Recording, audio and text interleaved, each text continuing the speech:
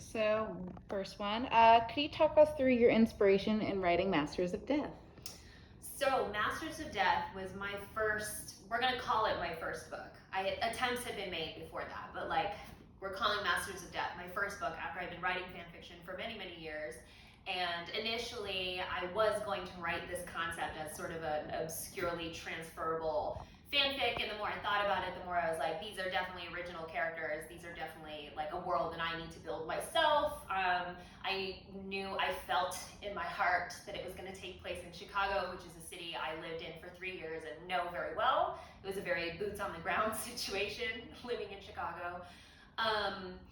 But I am very much a pantser, and when I sat down with this book, I just wanted to enjoy the process of writing. And so I would kind of write whatever felt appealing to me in the moment. There was no outline. I wrote the scenes out of order. It was a disaster to put back together, but I didn't know what I was doing, like in a good way. I was exploring. And so I knew I wanted to play with this idea of immortals and paranormal creatures, and I wanted to kind of explore the paranormal involving different cultures and different parts of the world. And I knew that I was starting with this Godfather Death, Brothers Grimm story, because I loved the idea that death would raise a human son.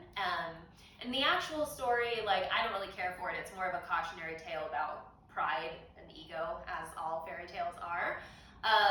But I wanted to do something different with it, and it ended up being sort of this the book ended up being an exploration of different kinds of relationships, and it is one of my more happily ever after books. I don't think you get that kind of closure from me normally, because after Masters of Death I was like, not too concerned with making sure everybody knows on the page that they're happy. We can just guess, or maybe they're not happy, it's fine.